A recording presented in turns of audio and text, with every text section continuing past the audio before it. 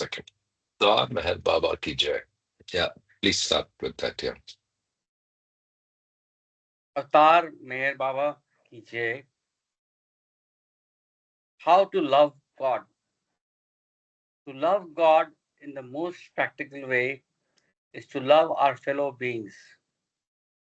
If we feel for others in the same way as we feel for our dear ones, we love God. If instead of seeing faults in others, we look within ourselves, we are loving God.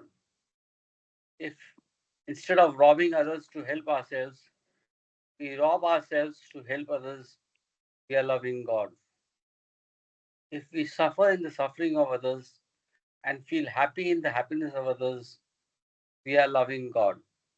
If instead of worrying over our own misfortunes, we think of ourselves more fortunate than many, many others, we are loving God. If we endure a lot, patience and contentment, accepting it as His will, we are loving God.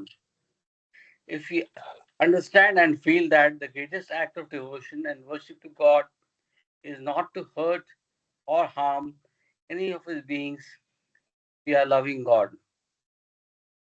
To love God as He ought to be loved, we must live for God and die for God, knowing that goal of all life is to love God and to find Him as our own self. Avatar Meher Baba ki jai. Baba, innermost loving self, voice. Okay, Yes. so on that beautiful note, let's get back to where we were. So after the hump of going over the divine dream, we finally went over the divine dream hump, and we are going through the third pass of the divine theme that Baba is talking about. So we are in page 104, sorry, 109, and we will start with the last paragraph. Yeah. Any thoughts before we get started? I'm yet to complete that diagram. I will finish it and share it with everybody.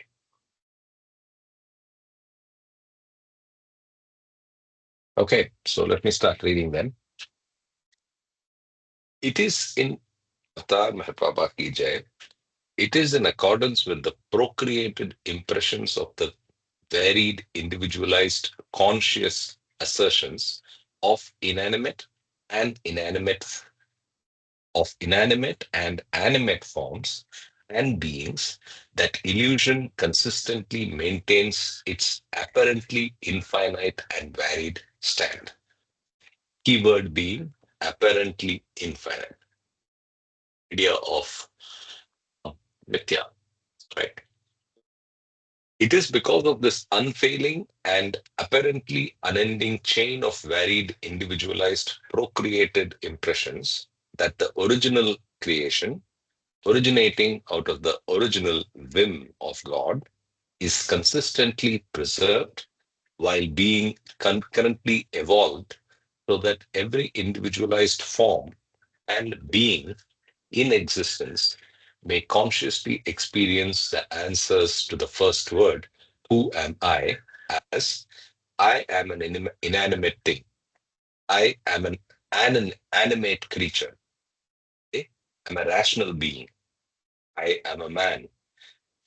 I am a woman. For example, when God in the man state, as man, is in sound sleep, and when time and space, as the day and the universe of the man have all been apparently destroyed for him, then what is it that every day unfailingly creates his daily morning for him? And again, when man wakes up every day, then what is it that unfailingly creates for him his universe and all the things that are of it and in it? It is the man's own dormant impressions gathered during the course of the evolution of consciousness during the process of reincarnation that incite his own dormant consciousness during sound sleep to wake him up inadvertently every day so that the man's own dormant impressions may have the necessary scope to become exhausted through conscious experiences during his awake state. In this manner, the man's own impressions in the dormant state create for the man his own morning and his own universe every day.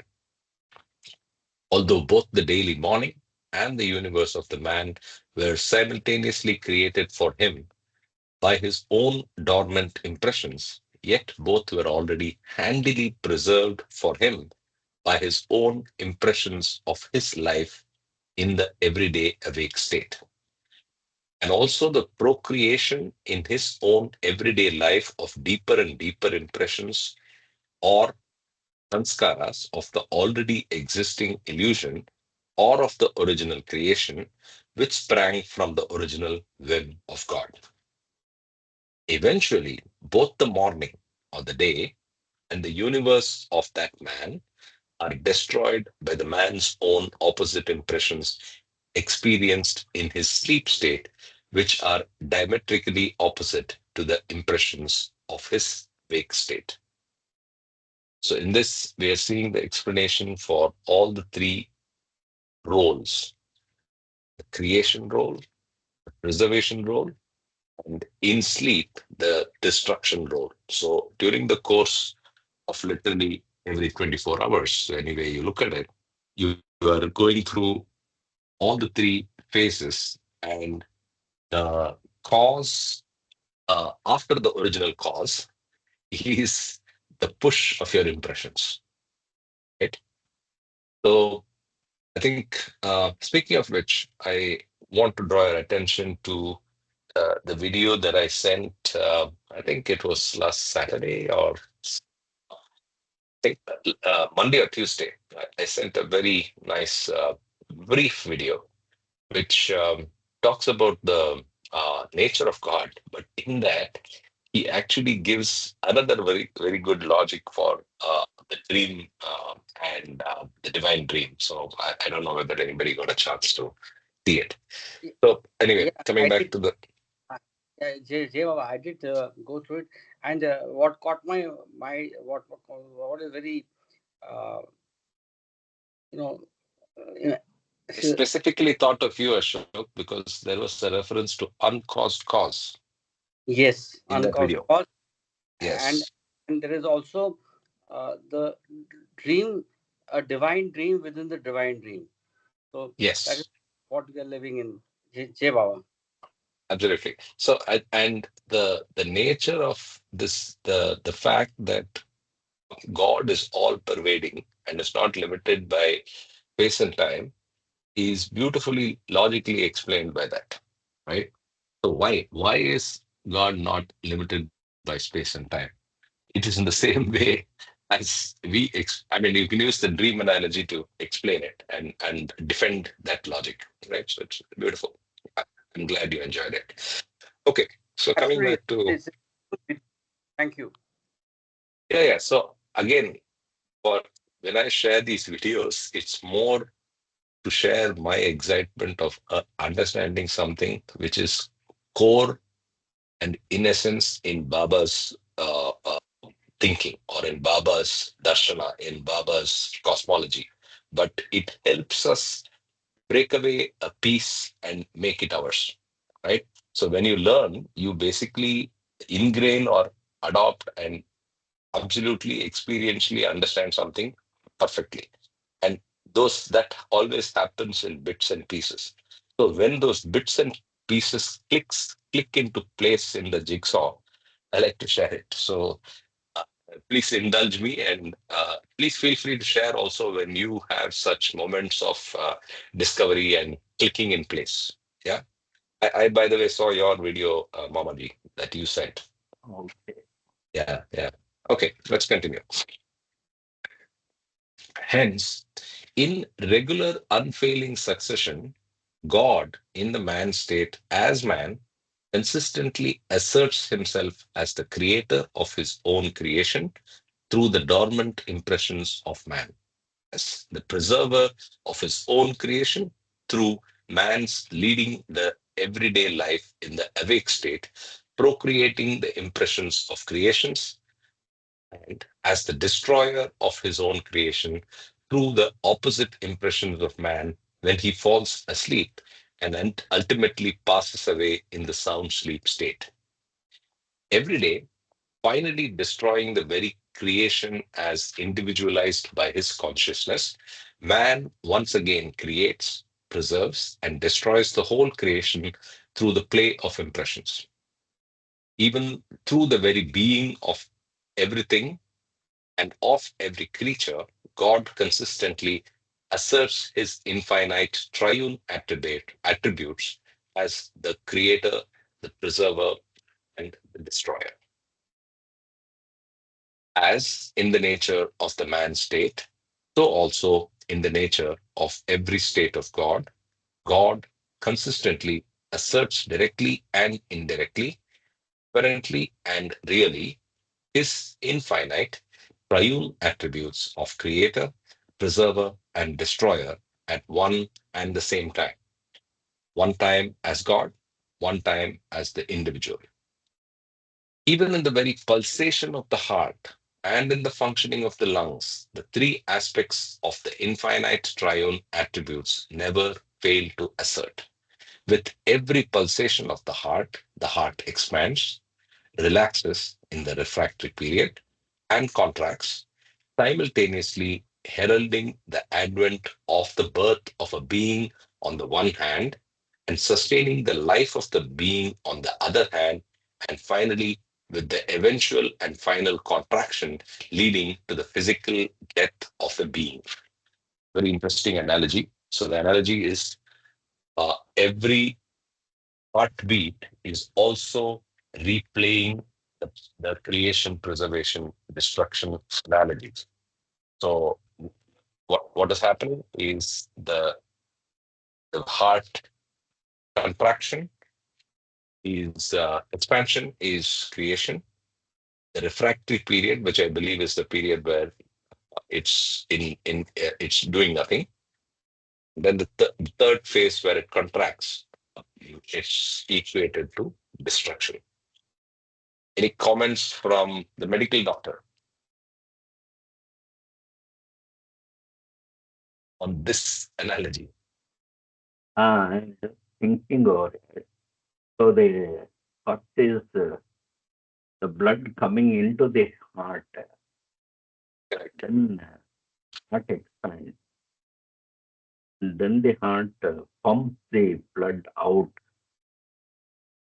That is the Correct. third phase. So, so the stationary phase here is case of heart. There is no stationary phase. If it is stationary, that is the end of the life. So, but in between the beats, there is a pause. That pause is taken here as the, what do you say, the second phase, uh, Preservation. observation. Then the third phase is the destruction, or the pumping out of the blood out of heart to the organ. So there's a analogy which we'll have to think over and Yeah, understand it. yeah, yeah. Look forward to your comments as you absorb that later even. Let's continue. Thus, it is that the triune attributes of God as God the creator, God the preserver, and God the destroyer, Brahma, Vishnu, Mahesha, Shiva, assert independently as well as simultaneously in all things and in every creature and in all beings, in every state of God, at every stage in the evolution of consciousness, and on every plane in the involution of consciousness, until eventually the original cosmic creation, having sustained the ages, cycles, and periods, and being preserved by the play of cosmic impressions, is finally destroyed by the play of cosmic opposite impressions of God. This final destruction is generally known as Mahapralaya, meaning the greatest of the great event of absorption. When the whole cosmic creation as nothingness is absorbed infinitely by the everything. When the whole cosmic creation as nothingness, I repeat, is absorbed infinitely by the everything. So the big E everything absorbs into itself the whole cosmic creation, which is actually nothingness, is absorbed infinitely into everything. So let's mark this out. Can I question? Sure. Uh, is this you know Big Bang and Mahapralaya, or are they same or similar? Because the process of creation, preservation, and destruction, and a sudden, you know, uh, release of cosmic energy or nuclear energy in the Big Bang. So we have anybody can just. I mean, it's just maybe it's my wild mind which is correlating. I may be correct or wrong. So I just want to know if, or if there's any connection or correlation Correlation between between the Mahapralaya and the Big Bang. it's the reverse of the Big Bang, right? So, Okay, uh, okay. so if now again, it depends on what you're attributing the scientific Big Bang to. The scientific Big Bang, according to me, is the closest understanding of the Ohm point and the story of creation.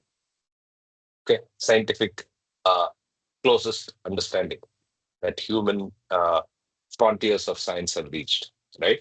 So if you take the reverse of that, that is what Baba is saying is the contraction of the divine impressions. Now, again, why does Mahapralaya happen? Let me repeat this paragraph again. Okay. Yes, Thus, it is that the triune attributes of God as God the creator, God the preserver, and God the destroyer, Brahma, Vishnu, and Mahesh or Shiva, assert independently as well as simultaneously in all things and in every creature and in all beings in every state of God at every stage in the evolution of consciousness and on every plane in the evolution of consciousness until eventually the original cosmic big C creation, having sustained the ages, cycles, and periods, and being preserved by the play of cosmic impressions, is finally destroyed by the play of cosmic opposite impressions of God, big G God, right? So your Mahapralaya is happening every night, and you're waking up every night, every morning with a big bang in your personal sense, individualized sense. But the same analogy expanded to the God level and the cosmic opposite impressions of God reaching an ultimate point lead to the contraction or the whole cosmic absorption. Okay, let me read the last line. This final destruction is generally known as Mahapralaya, meaning the greatest of the great event of absorption. When the whole cosmic creation as nothingness is absorbed infinitely by the everything. I'm reminded of, okay, anyway, does that answer your question, Ashok? yeah, it does. So we can say that. I mean, what I could understand from what you said is that uh, the creation part is in the Big Bang. So there are three aspects: creation, preservation, and destruction. So Yeah. in that some part is there in the Big Bang. Although this is all a play of impressions, cosmic So, impressions. yeah, God's impressions. So, God's will and impression subsequently at the macro level create the Big Bang, and then the infinite attributes of uh, Shiva, I mean, the infinite nature of the triune aspects of creation, preservation, and destruction create this creation. And cosmic impressions, Yes. Vigyani sanskaras, the sanskaras operating at the cosmic plane, the divine plane, are are basically keeping the universe life, right? And when that reaches a point where it needs to be absorbed infinitely, final destruction, which is Mahapralaya, happens. Uh, we can see this in a macrocosmic level by way of, say, we are referring to Big Bang here. Similarly, if we can refer to the black hole solving or Yes, sucking out everything inside, yes, yes, that can be taken as the end of the cosmic play as we are having. So this is cyclically happening in the cosmos.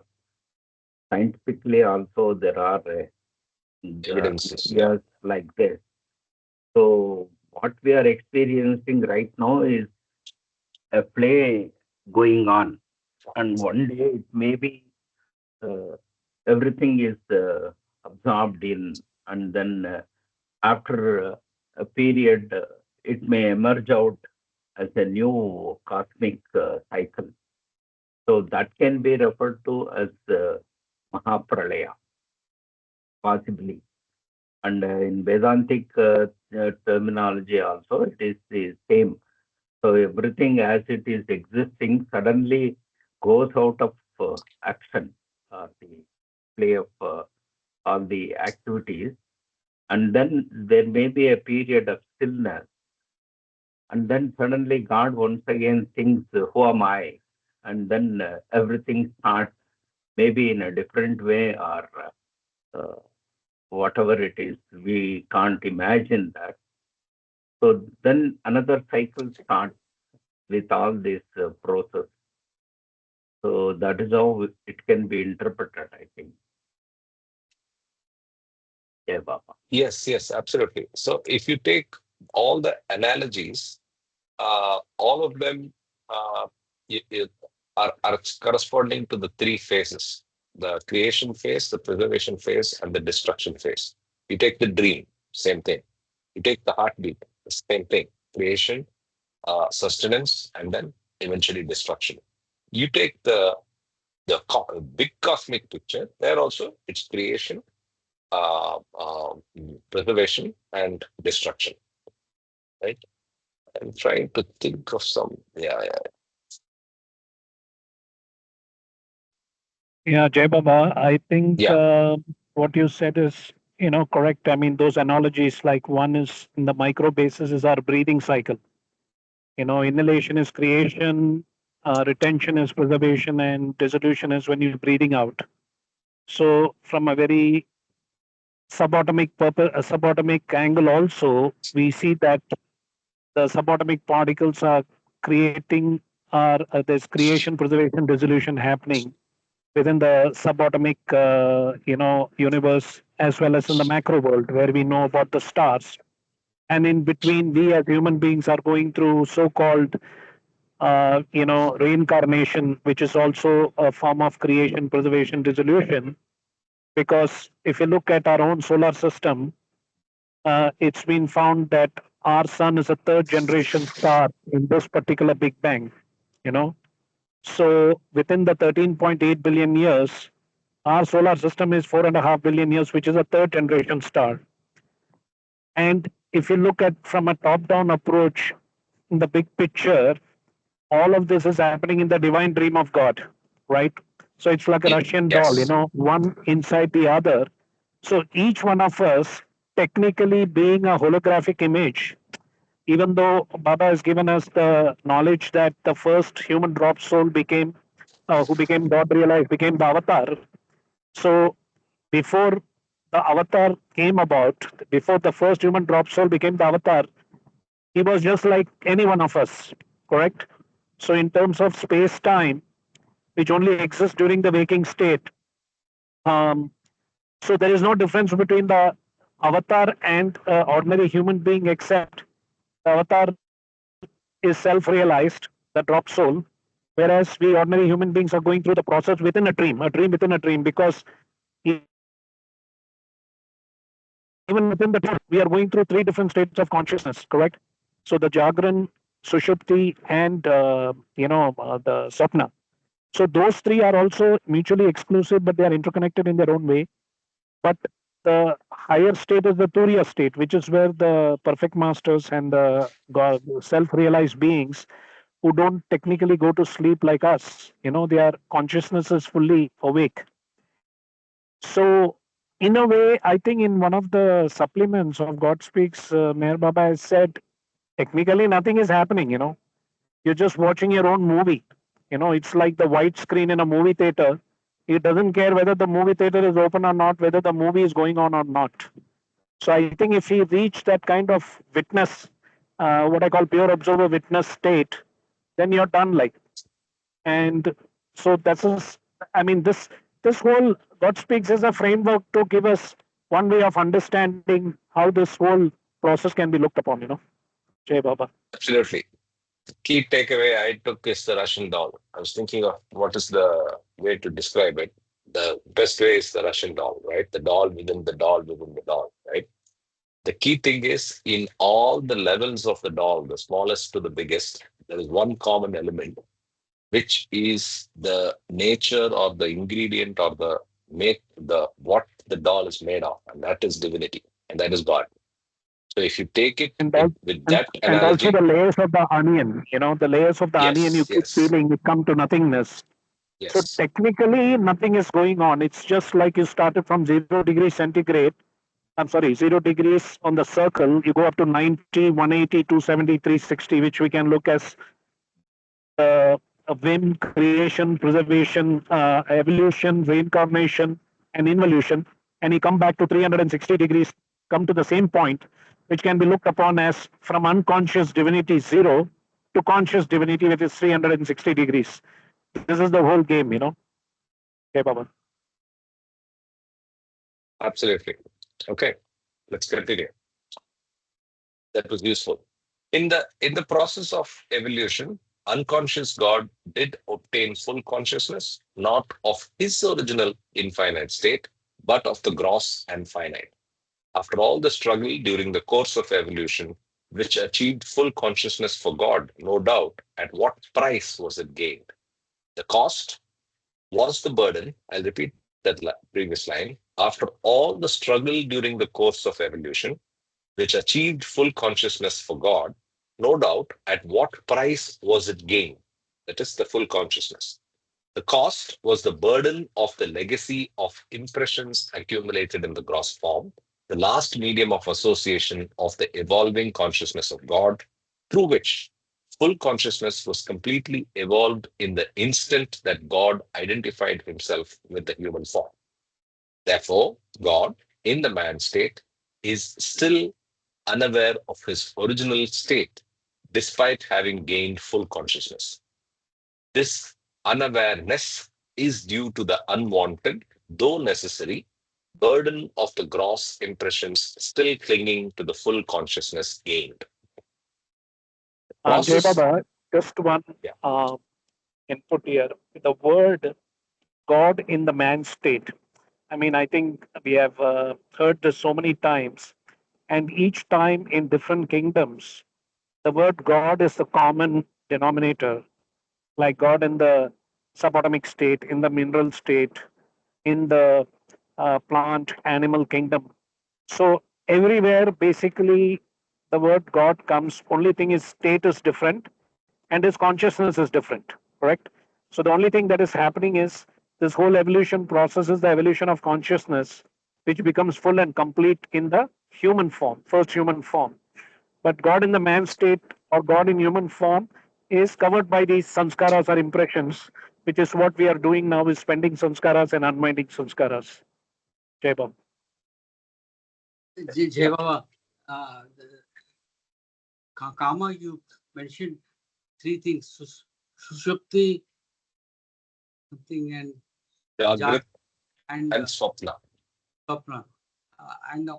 So that is the first part is my question. And second part, there is an observation that this state of sleep, uh, dream, and then waking up is also cross-referred in Listen Humanity. That's just a reference. But my question is that can you just elaborate on what do you mean by Sushupti? Deep sleep, I think, unless Yeah. Baba has something else. Sushupti, right. Sushupti is the sound sleep state. Basically, we have two main states. Just like we have the Paratmar Parabrahma state, which is what I call the zero state, and then the Paramatma state when he wakes up before the whim, you can call it number one. So that is the waking state. Okay, so the waking state can be considered as binary state one, and the sleep states, then that's zero. But apart from that, in the sleep state, we are going through two substates. One is the sound sleep state, and the other is the sleeping dream state, right? And the beauty is, we know from God Speaks that the sound sleep state is when the drop soul's consciousness unites with the oversoul consciousness, super consciousness, and that is why we experience unconscious bliss. And when we wake up from sound sleep state, we feel very good because that is the bliss state, and that is called the Sushupti state. So, in fact, the whole challenge for humanity is even though God realization is the goal, but we know that everybody is going to attain moksha, and moksha state is basically experiencing bliss. So the whole human struggle is how can I bring that unconscious bliss state that I experience in my sound sleep state to the waking dream state or the waking state of consciousness. And the second hint we have is that the sleeping dream state, this conversation can be happening in the sleeping state. And as long as it's happening during in the sleep state, the dream is as real as the waking state. Only when you wake up from the sleeping state, sleeping dream state, then you know that this was a dream. So I think if you look at all the spiritual literature, the awakening process, as far as I'm concerned, for me, Baba is saying that awaken from the waking dream state because we are attached to the body, we are not the body. So we are already experiencing what we call as ananda or bliss in our ordinary human form, but we are unconscious of it. So that is why I always feel that all human beings are basically God realized, fully realized, but not behaving like God, right? Because of sanskaras. So, Jai Baba, yeah. Yes, that is the gist of all our existence right now. We are God in essence, we are in bliss in essence, but not experiencing that because of the impression and our attachment to the form. Correct. Okay, let's continue. We finished this paragraph. So I'm starting from the second.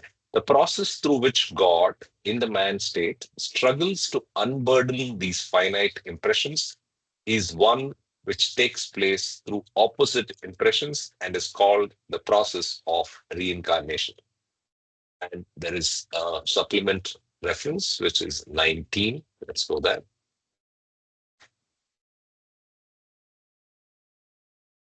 Someone's favorite, huh?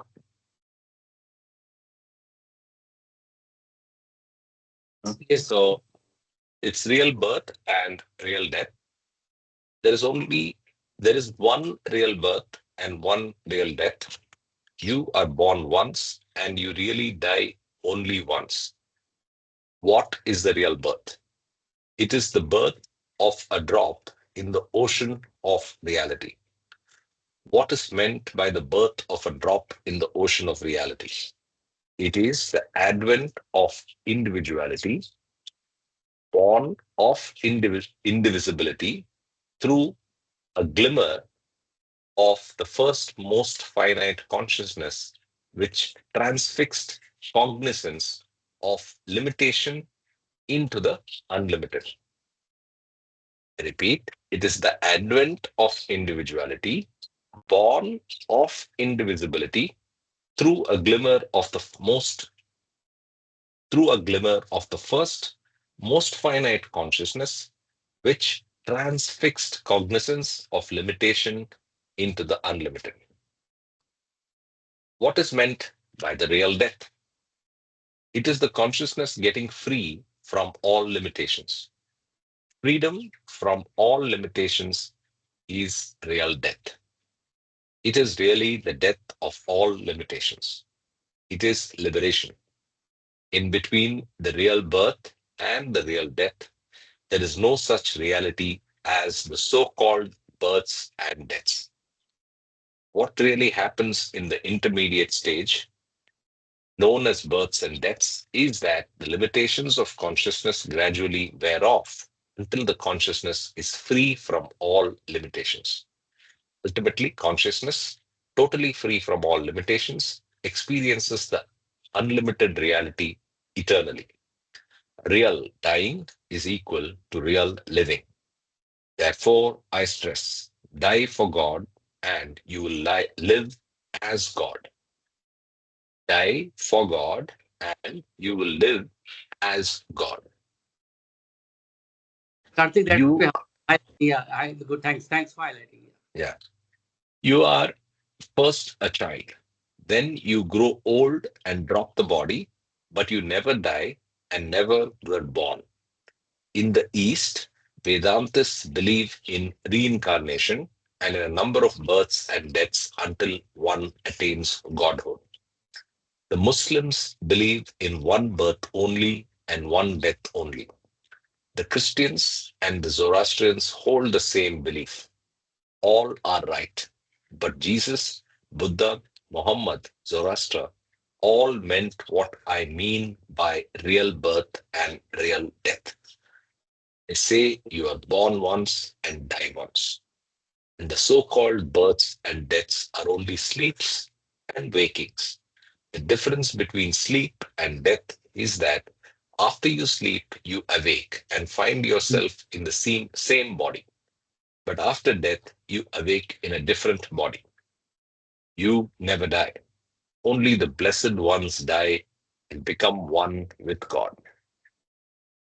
Karthik, may I Beautiful. request you to understand the last line, because it's the wish that everybody should get minimum MOM is. Ordinary mukti. Yes. So I- that's the that's the ultimate goal of all souls, and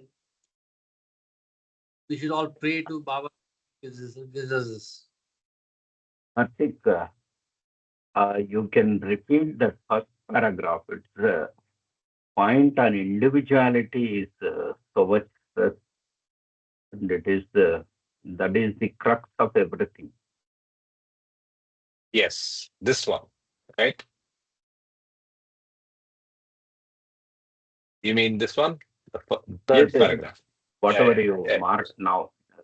yeah. I will read that. It is the birth of a. Okay, so let me read from the beginning. There is one real birth and one real death. You are born once and you really die only once. What is the real birth? It is the birth of a drop in the ocean of reality. What is meant by the birth of a drop in the ocean of reality?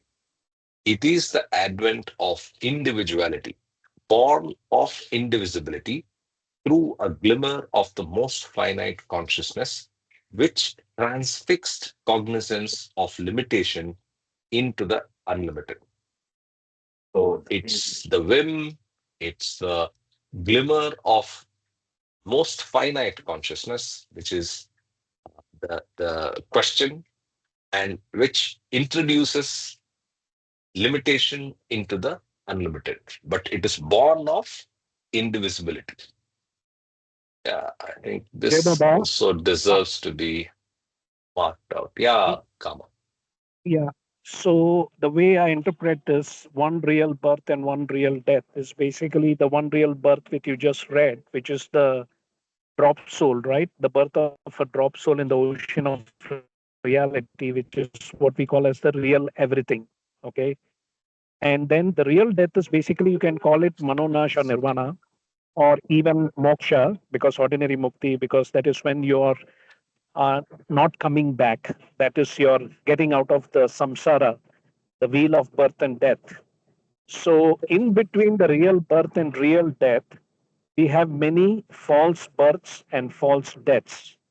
And the false birth is basically going through the different kingdoms.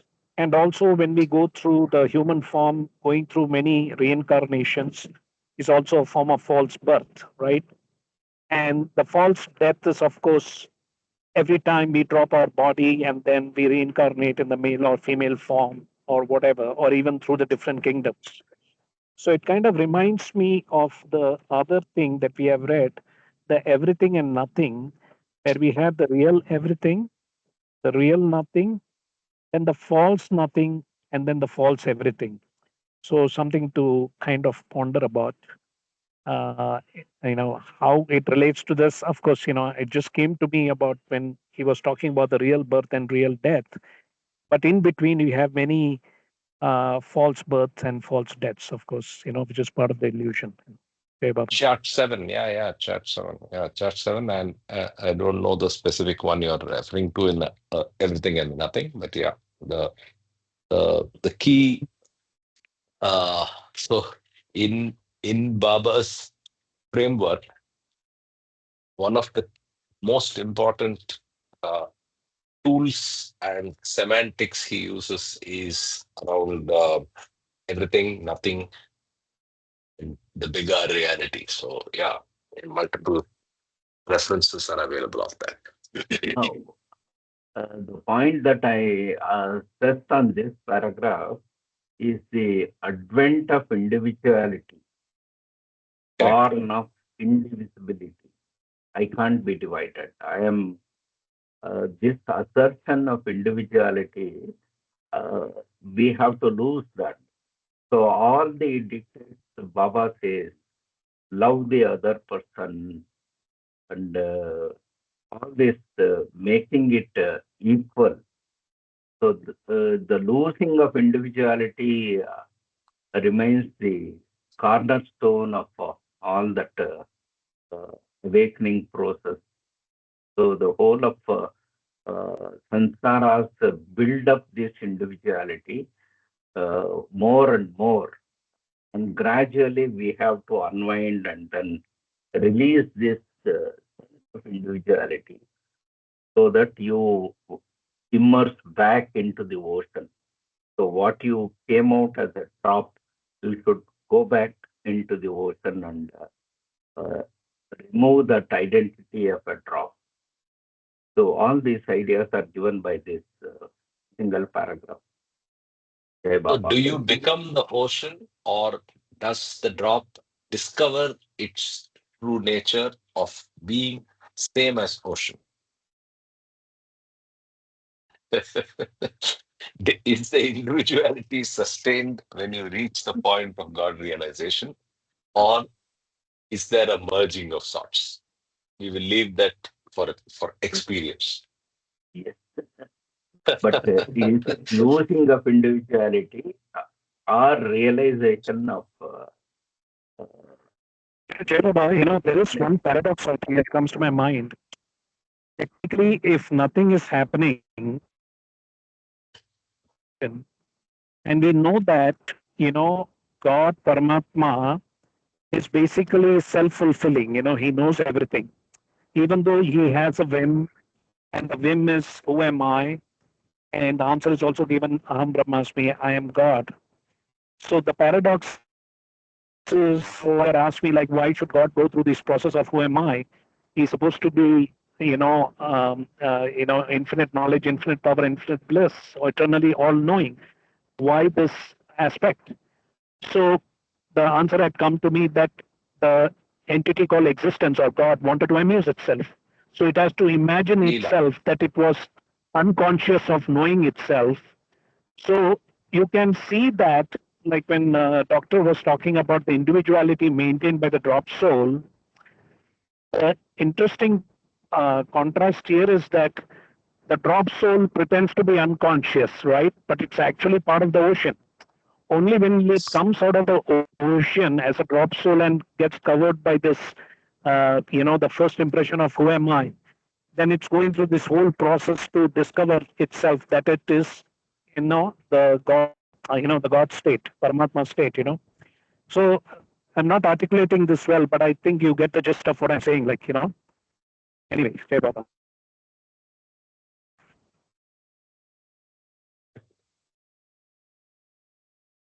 Let's continue from after the supplementary reference. In trying to unburden consciousness from the finite impressions, the cross consciousness of God necessarily has to experience these impressions and then exhaust them by innumerable opposite experiences through a series of reincarnations. Experiences opposite by nature are absolutely essential to exhaust the impressions because opposite experiences alone can shake up the roots of thickly set or firmly established varied impressions. So, so important in the sense that why is the opposite experience the only way of dissolution? Experiences opposite by nature are absolutely essential to exhaust the impressions because opposite experiences alone can shake up the roots of thickly set or firmly established varied impressions. Jay Baba, Okay. in the one of the diagrams, they mentioned the various man and woman and reincarnation in different uh, countries and different east west. That's a, I mean, that's a good diagram to go through.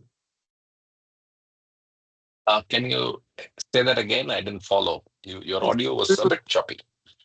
In the divine theme, I think in one of the charts, they have mentioned that in the reincarnation state, we go, we become a man, a woman, we go into different states. No, not this one.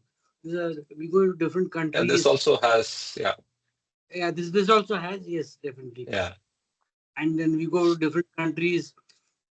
In one birth you're man, in another birth you're woman, or yes, and that's that correlates with what is said here.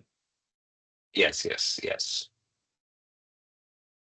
Yeah, it is this chart. I mean, you just go down. Yeah, I think this is the one. So you go through winding of sanskaras through the kingdoms, reach the human form. In the human form, there's multiple births, and you go through multiple religions, multiple east, west, whatever. Then you start the process of involution, go through the planes, finally go to the mental plane, then mental sphere, and then finally get to God realization. Wait, this is correct. If you go to the chart 9 also. Chart 9. Yeah, same thing. Here in the So here, if you see man, woman, German, English, French, American, whatever. Yeah, this is what the reincarnation process is what came to my mind. Thank you. sure.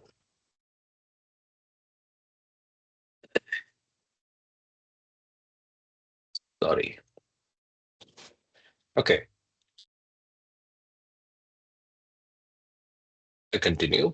In the process of reincarnation, the fully gross conscious God, in the process of reincarnation, the fully gross conscious God in man, fortified with fully developed subtle and mental bodies, which are consistently, though unconsciously used, must necessarily experience a series of unending chains of varied and innumerable experiences, opposite by nature, in order that the impressions of opposites might be exhausted.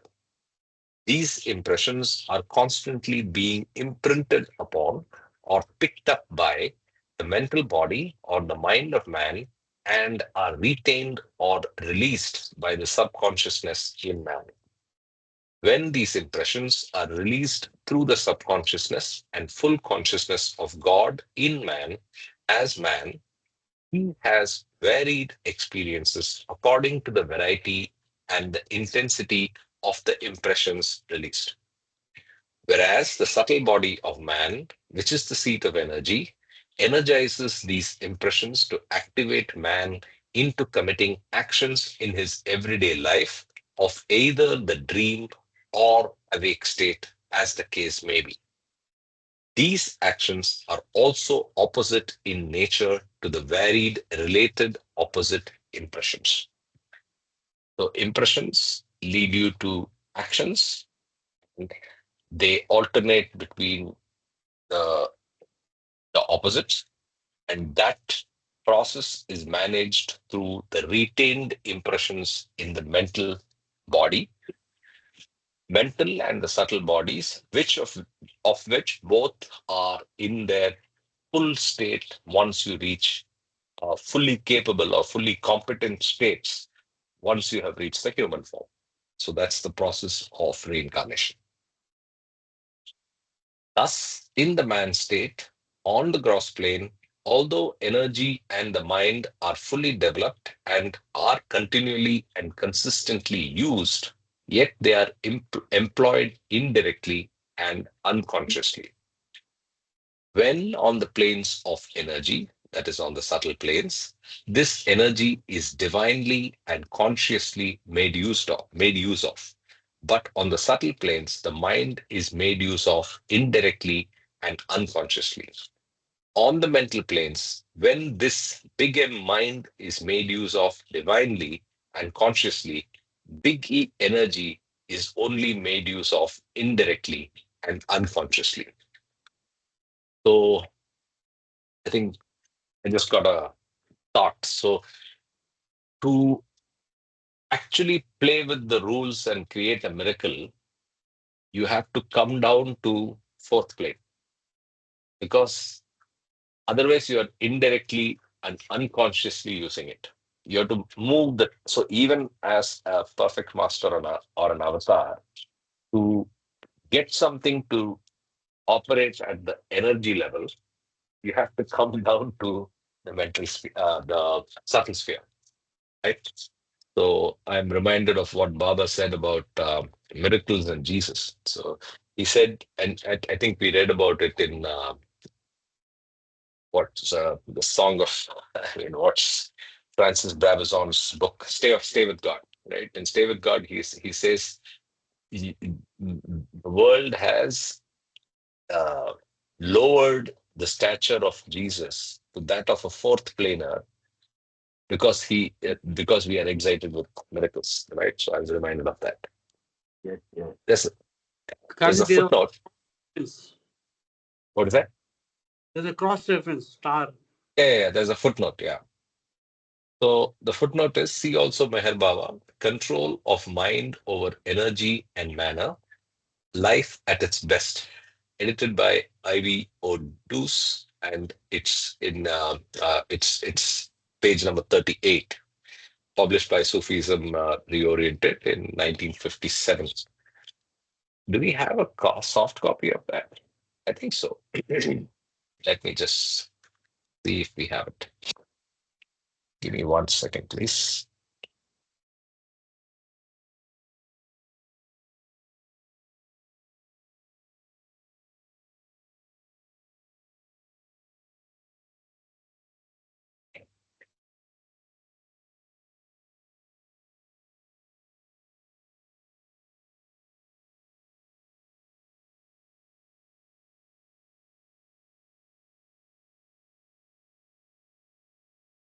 Yeah, it's just one page, so we'll quickly underline our understanding by going and seeing this.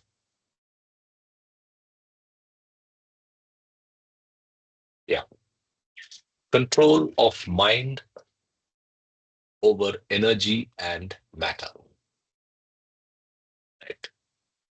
Mind begets energy and matter. Without mind, there can be neither energy nor matter. Energy, big E, is derived from mind and is continually sustained by it. It cannot subsist without mind, latent or manifest. Matter depends upon energy and cannot remain matter without energy, latent or manifest. Wow, lot being said here, but it's very, very pertinent. So mind begets, I'll read again from the beginning. Mind begets energy and matter. Without mind, there can be neither energy nor matter. Energy is derived from mind and is continually sustained by it. It cannot subsist without mind, latent or manifest. Matter depends upon energy and cannot remain matter without energy, latent or manifest. Mind can subsist without energy, as energy can subsist without matter. In contrast to an infinite number of individual minds as completely separate entities from one another, the universal mind is indivisible and omnipresent. Until mind achieves full control over all energy and matter, mind itself needs to be controlled. It must be protected against being swayed in the illusion of energy and matter, neither of which have even their illusory existence apart from mind. To control the mind from the effects and influence of energy and matter is very difficult.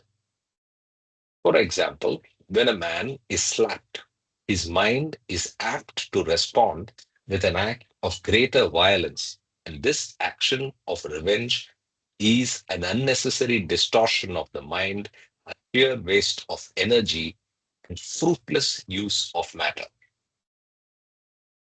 Although some can achieve a partial and temporary control over their minds, very few, very, very few, through divine love, can gain complete mastery over the mind and thus fully control all energy and matter. Eventually, divine love annihilates the very mind itself, and then God, the divine beloved, is realized. Like always, the most simple words and simple phrases are used to give the profound truths by Baba, right? I think the biggest statement is all done in the first paragraph and the second paragraph. These two are pure gold. So, what is being said here is mind can subsist without energy as energy can subsist without matter. In in fact, I should be doing this much because, yeah, any thoughts, any reactions? This gives an idea. Quantum people should be able to go further and explain this. Basic means of quantum physics, I think. So it is the kinetic energy that is the primary thing, or what we represent mind here. So mind is not recognized by quantum science as or quantum physics, right? So, but then Baba puts the energy in its place. So he says matter cannot exist without energy, and and independently, that is, but energy itself cannot be freely existing, which goes back to our preservation creation storyline. So it needs the mind for creation to be sustained, right? So and it's just beautiful. It's just beautiful. So mind can subsist without energy. You don't need the whole of creation for the mind to be there. But the creation to be sustained and preserved and even destroyed, you need the mind. And from that mind comes energy, and from that energy comes matter. The Yes. second part, the energy and matter linkage, quantum has recognized thanks to Einstein, and we there's a lot of research, there's a lot of congruence between spirituality and science there. But this is the next leap. The next leap is what dominates, even what controls and uh, manages energy is mind, which is amazing. Which I think I read, I am sure we all read this together, but this is where it is sinking in into my head now. We never thought in these lines when we read Samadhi. Exactly, exactly, exactly. Here, It's I am making a guess. I may be wrong or right. The science has come to the second part of the sentence. Energy can subsist yes, without matter. So matter is energy, as we know in quantum physics now. exactly, exactly. So, but what is mind as per quantum physics? Yeah, because I think science is still at the point of mind equal to brain. So first we have to get out of that, right? So the form is the limitation that science struggle with. Science is struggling with. So you have to go beyond the form. So that'll take some time. Time. Our Kamakoti tells about this. Yeah, I But know. Yeah, karma.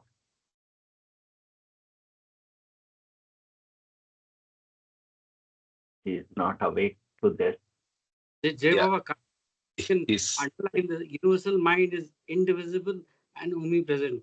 So all mind, energy, and matter is there in the universal mind. I think that's really profound. The universal mind is indivisible and omnipresent. and omnipresent. Yes, yes. No, but I marked out only this part because actually this uh the first line of the second paragraph actually belongs above. And this can be a paragraph in itself, this part, Yes, right? yes. My opinion. Uh, But I think this is gold. Okay, this is very, very beautiful, right? Anyway, I'm glad we came out from that footnote and came to the book to read this, because this is This, something worthy of being meditated upon, thought through deeper and deeper. But this is so simple and profound at the same time. this book is what? Can you repeat the reference? The book name of the book. The book is called Life at its Best, Okay. and it's a collection of messages. And like mentioned, it's printed in 1957. Okay. Wow. Okay. All right. Let's get back. Thanks. Where was the asterisk? Yeah. Okay. It necessarily follows that while this gross conscious God in the man state experiences the opposites in the gross world, he reincarnates a number of times, sometimes as a male, sometimes as a female, in the varied castes, creeds, nationalities, and colors, and in varied different places and continents, always reviewing opposite impressions and exhausting them by experiences of opposites. To Ashok's point, he's ahead of us. It is always through these diverse oppositional impressions and their respective opposed experiences that gross conscious God in the man state on earth can possibly one day, after millions of rebirths, thin out the thick set impressions. It is this process of this cycle of so called deaths and births of human forms that ultimately urges the consciousness of the gross conscious God in the man state to involve. This process of involution of consciousness gradually takes shape when the gross impressions gradually grow fainter and scarcer. Involution of the consciousness of God in the man state is only possible when the opposite impressions, after a very, very long process, gradually thin out through the process of unfailing reincarnations, which leads to the limit of gross impressions. When the limit of gross impressions is reached, then the stage is attained where gross conscious God in the man state gradually becomes disassociated from the gross world as the involution of consciousness begins to enfold the consciousness. Simultaneously with the beginning of the involution of consciousness, God in the man state gradually disassociates from experiencing the impressions of the opposites of the gross world. Did I hear someone say something? No, no. Okay. But It the was last seen, line is quite revealing. God in the man state gradually dissociates from the experiencing the impressions of the opposite of the gross world. that happens with this. This process of involution of consciousness gradually takes shape when the gross impressions gradually grow fainter and scarcer. And that happens also. There's a line here which is very beautiful. It is the process of this no. Mm, Process of involution of consciousness No, no, gradually no. takes. There was the urge. Yeah, this is the one.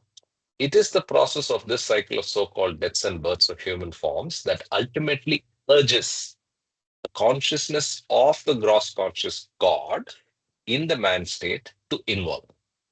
Actually, let me highlight these two.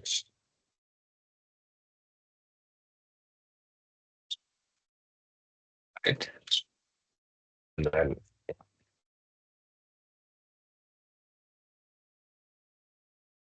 continue. It was seen that God, second. It was seen that God attained full consciousness through the process of evolution of consciousness, but the full consciousness gained was a consciousness that was impressioned. In order to wipe the impressions off of the full consciousness gained, the process of reincarnation and the process of involution of consciousness must be followed through. This is also an interesting line. Someone asks, when you say human form as the full consciousness, why he need to go through all the cycles of birth and death? Why not he go straight away to God realization? This is This is what the we answer. This is the answer. Yeah.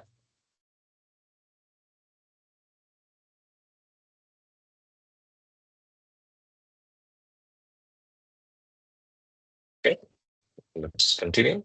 The process of the evolution of consciousness of God was compared to the gradual opening of the eyes of man. When man opened his eyes completely, it was compared with the end of the evolution of consciousness because God then had gained full consciousness. The process of the reincarnation of God in the man state may be compared with the man completely awake with full consciousness and with eyes wide open, gaining diverse experiences opposite to the impressions he gathered during the years of his life and which he now actively experiences during the course of his days, forgetting his own self with the execution of his multifarious activities. Now, the urge for the involution. Okay, this paragraph, I hope I want to make a comment. So, this is the 7 stages of waking up. And after he is woken up, the reincarnation is the experiences with the man completely awake. So that is what was a little bit of a confusion in my head and maybe some of you as well. when we were going through the 7 stages. We were trying to squeeze in all reincarnation and involution in those stages. It's not. So after the man in the God is fully awake, he goes through the reincarnation and involution phases with Yes. his eyes fully open, right? Yeah.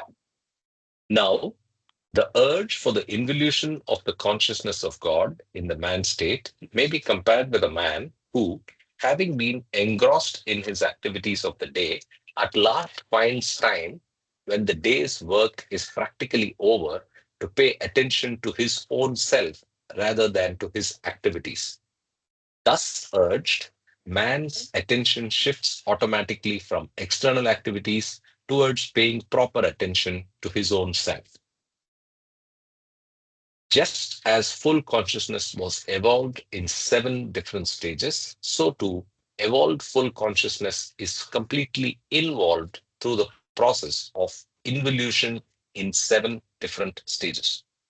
These 7 stages of involution of consciousness are named the 7 planes of consciousness. The 7th plane is the 7th and last stage in the process of involution of consciousness, where consciousness is completely involved and God consciously realizes his eternal, infinite existence. That is, God, who was originally unconscious, now becomes oblivious of oblivion itself. So, 7 stages of waking up, 7 state then you go through the process of reincarnation, then 7 stages of involution, which are nothing but the 7 planes. Okay.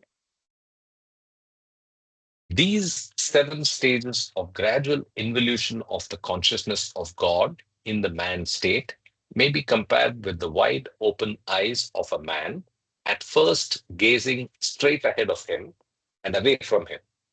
Then, in an attempt to behold his own self, he lowers his eyes gradually, shifting them in 7 stages until eventually his range of vision includes his own self. That's a little difficult to visualize, but basically, he's starting from a lower gaze and then coming to the top. But when he's coming to the 7th plane, he actually sees himself through his eyes, Yes. right? So if you see, he lowers his eyes, gradually shifting them in 7 stages until eventually his range of vision includes his own biggest, smallest self. Now, if you imagine a person opening his eyes, what is his vision seeing? All the exterior things. So some stars down, he has to come and then see his own self. That's how it is imagined here or expressed here. Jai Baba. So one has to look internally instead of getting enamored by the external. This is externally. Is it that you have to go back to our own self? That is the normal tendency of man also. Whenever we think of anything, it is always something in front of us, something different, something going on around New. us. So we never think of our own self as such from the beginning. It's always something happening in front of you which attracts you than your own self.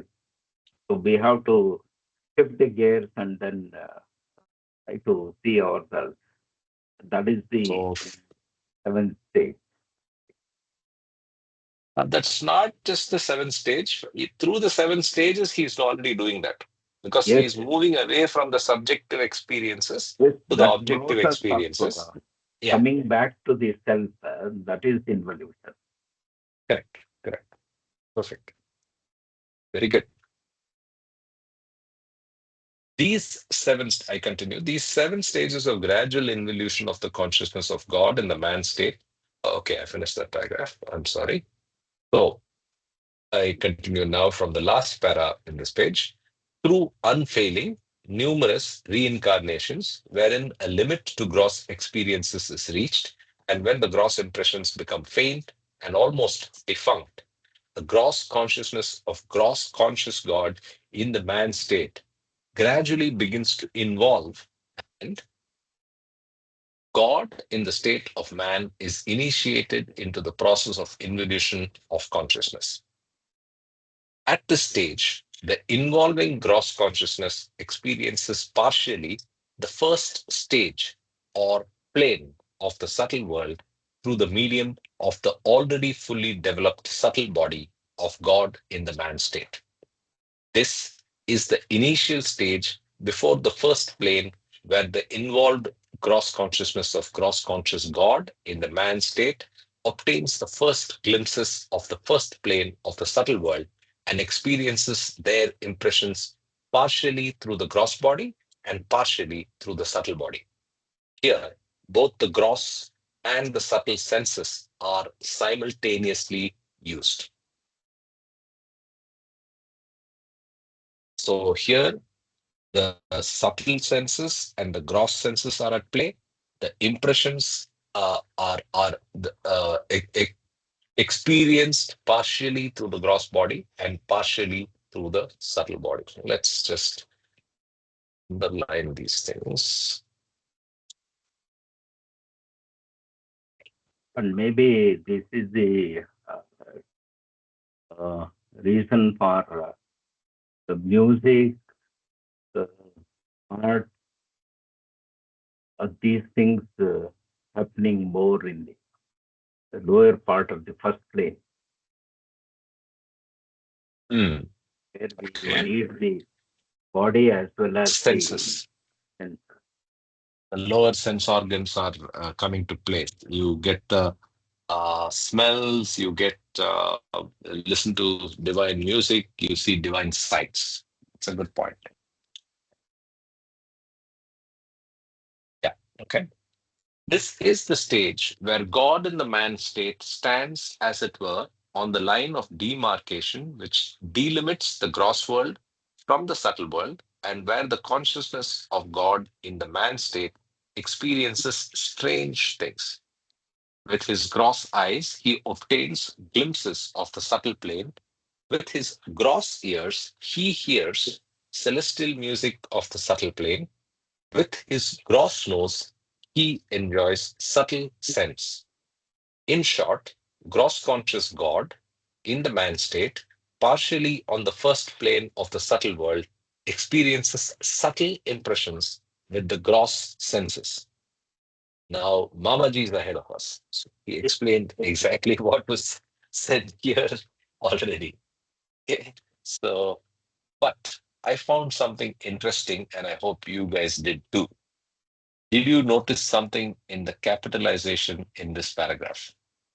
So now the God in man state uh, is seeing and experiencing. So if you see this part, these lines, all the H Yes, is in capital. yes, Oh, it is the man is insignificant. It's the God in man which is experiencing through that individualized soul the experiences of the subtle world through the first plane as the first stage of involution. Who is doing it? God in man state. And that's why all the H's are in capital. yes. Right? Yeah. Good observation.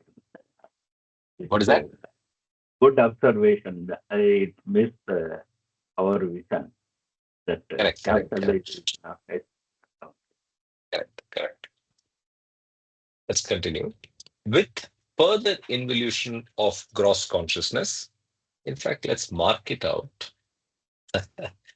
Actually, if I would like to mark it out, I'd like to mark it out like this. Something Right. more But evident. yeah. So I'll do it later. With, let's continue. With further involution of gross consciousness, gross conscious God gradually experiences completely the first plane of the subtle world. Now, the gross consciousness of God in the man state is no longer gross conscious, but is subtle conscious. Is but is subtle consciousness. Let me repeat the whole paragraph.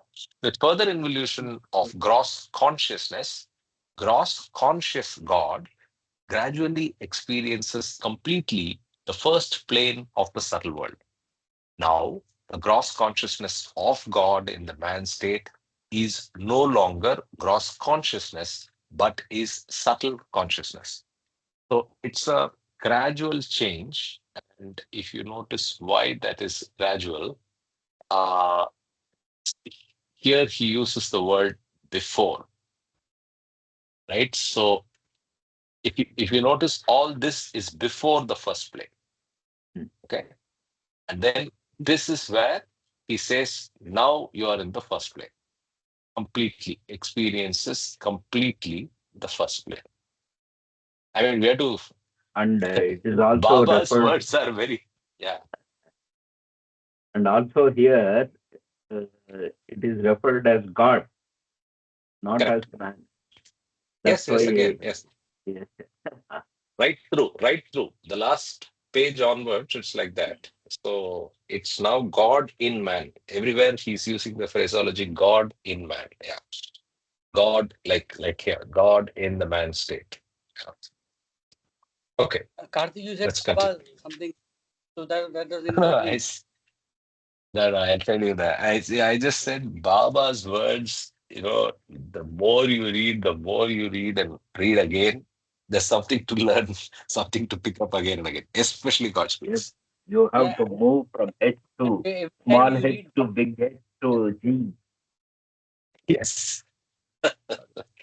Yeah, sorry, he has gems everywhere. He has little gems and what do they call it? The Easter eggs everywhere, which we have to focus and identify and enjoy and thank him.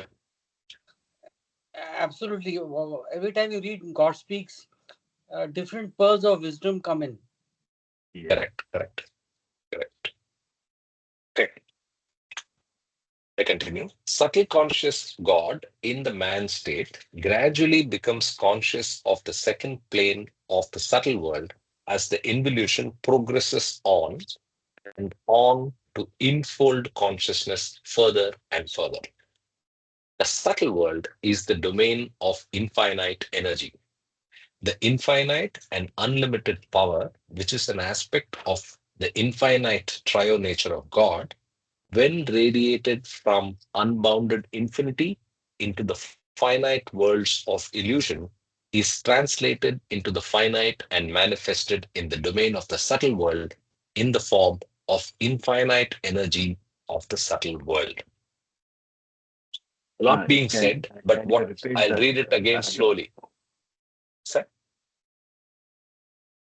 I'll reread slowly, but what is being said, just to summarize, is Baba saying the whole of the infinite nature of infinite power is made available in the subtle world through infinite energy and is visible and usable. Right? So let me read it again slowly.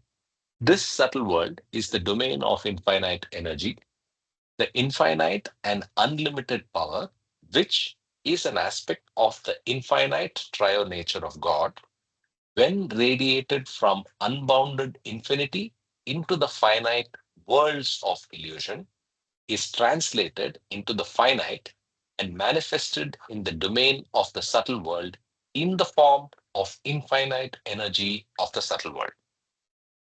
So you're basically taking something that's infinite and putting it into the the finite tapping, that's the domain of the world of illusion, and that is still in the form of infinite energy Yes. It is in the something subtle like world. the atomic power in Yes, very good form. example. Yeah, very good example. And Baba has said that's an example of subtle world. I mean, use of energy, right? So that's subtle world, and specifically the aspect of infinite power. Let's uh, let's finish subtle second plane, and then we'll stop for the day. Thus, in the second plane, God in human form is subtle conscious, and therefore he is not conscious of the gross body and the mental body, the mind. But God in human form does work through the gross body and through the mind, the mental body, not directly, but on and from the subtle plane. So you have now moved to the subtle plane, and from there, your body is managed. You eat, you walk around, you move around, but you're actually not uh, in the gross body. You're in the subtle body and managing the gross body from there. Therefore, even if subtle conscious God in the man state is unconscious of the gross body and of the mental body and does not experience directly the gross and mental worlds, still God in the man state does make use of the gross body, though not directly, but from the subtle plane through various aspects of the gross, and is therefore observed from all outward experiences as an ordinary gross conscious human form which eats, drinks, sleeps, sees, feels, hears, and so forth. Similarly, God in the man state, when conscious of the second plane of the subtle world, does use his mental body, that is the mind, not directly, but through various aspects which give an outward experience of being an ordinary gross conscious human form having thoughts, desires, and emotions. At this stage, with greater involution of consciousness, subtle consciousness, subtle conscious God in the man state on the second plane gains greater awareness of the infinite energy of the subtle sphere and is now capable of performing tricks or minor miracles of lower degree through the release of this infinite energy and can demonstrate such powers as converting a dry tree into a green one and vice versa, stopping railway trains and motor cars, filling a dry well with water, and so forth. Right? So this is the keyword here. This subtle conscious God in the man state on the second plane experiences the subtle world with the subtle senses of his subtle body. He is now totally not conscious of the gross world, though from all outward appearances he remains and functions as an ordinary man, eating, sleeping, having feelings of pain and pleasure, and so forth. Yet actually, his involved consciousness experiences not the gross, but the subtle sphere and creates fresh, subtle impressions through his subtle senses, which are three in number, with faculties only of seeing, smelling, and hearing. So, in the second plane, the subtle faculties are seeing, smelling, and hearing. Okay, I think we will stop here because the next one is a reference to the third plane, which we will take up from the next week. But it's a very, yeah. Yeah, go ahead. One observation. So it's, from the gross sphere to the subtle sphere, in the gross sphere you can have five things you do, and then in the subtle sphere or subtle senses, three. So it reminds me of the pyramid. The sense Yes. that maybe that's my accounting mind, but that's what it reminds me of. Yeah, correct. It's two pyramids, right? So you actually increase the consciousness to a level and then also lose certain senses. Yeah. Something to Okay. think about. Yes. Yes, you can imagine two pyramids Yeah, juxtaposed one above the other in a reverse way, reverse form. Yeah, so that as you lose certain things in the lower pyramid, you are gaining something in the upper pyramid. exactly. That's what I was. Thanks for communicating that Uh, the way I wanted. That's what I wanted to say. Okay, so I think it was a very, very beautiful reading. Thank you very much for participating, and I hope it was as beautiful as it was for me, as it was for all of you. And for the struggle we had last 2, 3 sessions in yes, understanding different stages, today's yes, reading was really enjoyable. very, very much indeed.